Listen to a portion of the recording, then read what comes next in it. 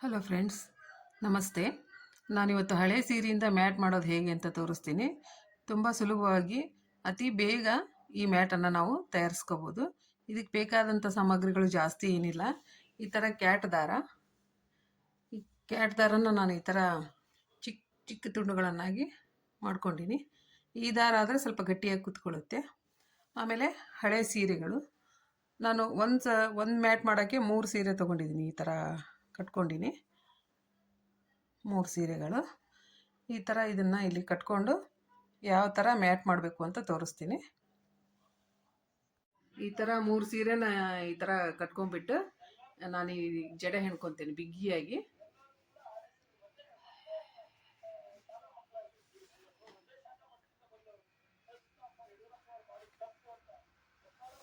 ಎಷ್ಟು ಬಿಗಿಯಾಗಿ ಜಡೆ ಹೆಣ್ಕೊತೀರಾ ಅಷ್ಟು ಚೆನ್ನಾಗೆ ಮ್ಯಾಟ್ ಕೊಡುತ್ತೆ.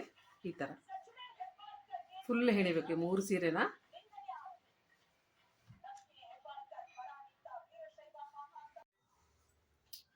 ಈ ಥರ ಜಡೆನ ಹೆಣ್ಕೊಳ್ರಿ.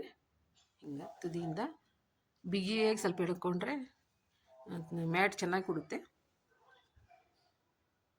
ಈ ಥರ ಎಡ್ಜಿಗೂ ಕೂಡ ಈ ಥರ ದಾರ ಕಟ್ಕೊಳ್ರಿ.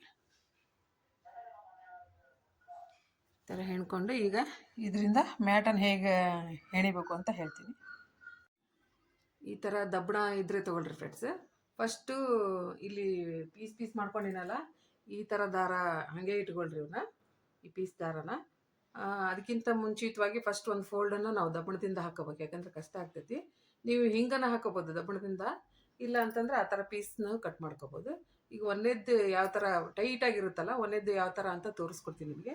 ಈ ಥರ ದಬ್ಬಣದಲ್ಲಿ ಇಲ್ಲಿ ಒಂದು ತುದಿಗೆ ಈ ಥರ ದಾರನ ಹಾಕ್ಕೊಳ್ರಿ. ಇದು ಸೀರೆ ಒಳಗೆ ಚುಚ್ಚಬೇಡ್ರಿ, ಯಾಕಂದ್ರೆ ಅಲ್ಲಿ ಹೋಲ್ ಇರುತ್ತಲ್ಲ 3 ಫೋಲ್ಡ್ ನಡುವೆ, ಅದನ್ನು ಅದ್ರೊಳಗೆ ಚುಚ್ಕೊಳ್ರಿ. ಚುಚ್ಕೊಂಡು ಈ ಕಡೆಯಿಂದ ತಕ್ಕೊಂಡು ಇಲ್ಲಿಗೆ ತೊಗೋರಿ. ಅದನ್ನು ತೊಗೊಂಡು ಇದನ್ನು ಗಂಟು ಹಾಕ್ಕೊರಿ. ಇದನ್ನು ಒಂದು ಎಳಿನ ತಕ್ಕೊಂಬಿಡ್ರಿ.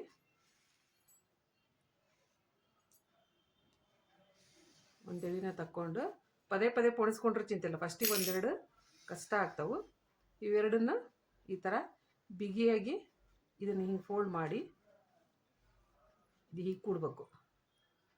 ಹಿಂಗೆ ಕುಂದ್ರಂಗೆ ಇವೆರಡನ್ನು ಗಂಟು ಹಾಕೋರಿ ಫಸ್ಟಿಗೆ. ಆಮೇಲೆ ಬೇಕಾರೆ ಇದನ್ನು ನೀಟಾಗಿ ಕೂಡಲಿಲ್ಲ ಅಂತಂದ್ರೆ ಮತ್ತೊಂದು ನಾವು ಗಂಟನ್ನು ಹಾಕೊಳಕ್ಕೆ ಬರುತ್ತೆ. ಫಸ್ಟಿಗೆ ಈ ಥರ ಗಂಟು ಹಾಕೋರಿ.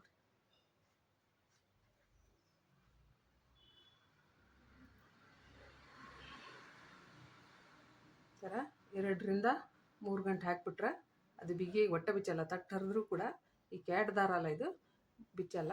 ಈ ಥರ ಕಟ್ಕೋರಿ. ಹಿಂಗೆ ಕಟ್ಕೊಂಡ್ಮೇಲೆ ನಿಮಗೆ ಎಕ್ಸ್ಟ್ರಾ ಉಳಿದಿದ್ದನ್ನು ದಾರನ ಕಟ್ ಮಾಡ್ತಾ ಬರ್ರಿ.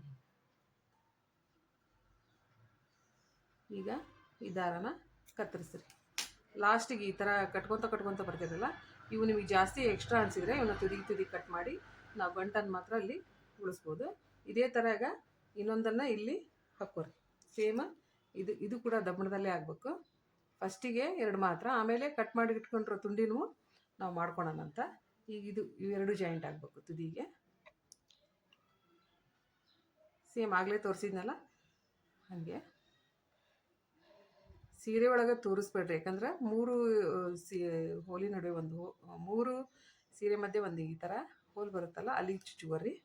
ಚುಚ್ಕೊಂಡು ಇಲ್ಲಿ ತಕ್ಕೋರಿ, ಈ ಕಡೆಗೆ ದಬ್ಬನ ತಕ್ಕೋರಿ. ಮತ್ತು ಸೇಮ್ ಆಗಲೇ ತೋರಿಸಿದ್ನಲ್ಲ ಹಂಗೆ ಇಲ್ಲಿಗೆ ಹಾಕ್ಕೋರಿ. ಇಲ್ಲೊಂದು ತುದಿ ಬರುತ್ತಲ್ಲ, ಈ ಸೀರೆ ಫೋಲ್ಡಲ್ಲಿ ಬರ್ಬೇಕದು.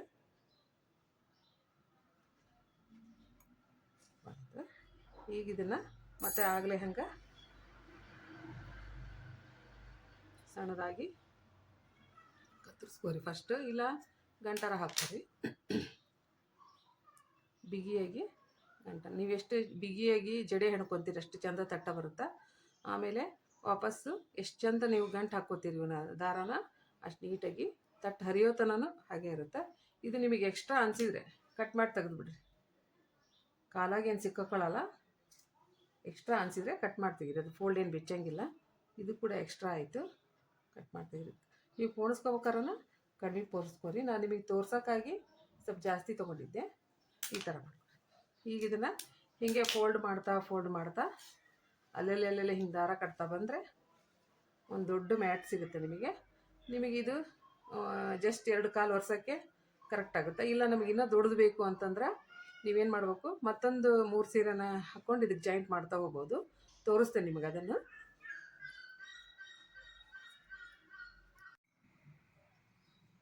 ಈ ಥರ ನಾನು ಕಂಪ್ಲೀಟಾಗಿ ಹೆಣ್ಕೊಂಡಿನಿ ಫ್ರೆಂಡ್.